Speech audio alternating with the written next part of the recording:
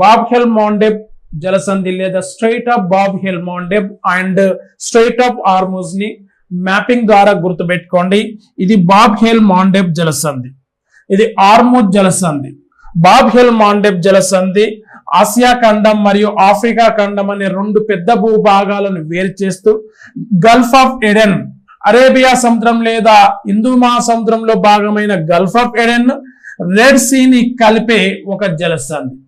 So ఇది Suez canal, Europe ని తర్వాత ఎర్ర సముద్రాన్ని కలిపే సుయజ్ కెనాల్ 1869లో నిర్మాణం జరిగిన తర్వాత బాబ్ హెల్మాండెబ్ యొక్క ప్రాముఖ్యత జల రవాణాలో చాలా వరకు పెరిగింది.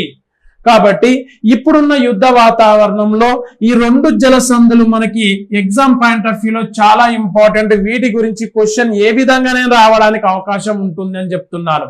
బాబ్ హెల్మాండెబ్ జలసంధి దేశాల పరంగా తీసుకున్నప్పుడు యమన్ దేశం, డిజిబౌటి అండ్ ఎరిత్రియా దేశాలను మధ్యలో ఉంది అని గుర్తుపెట్టుకోండి.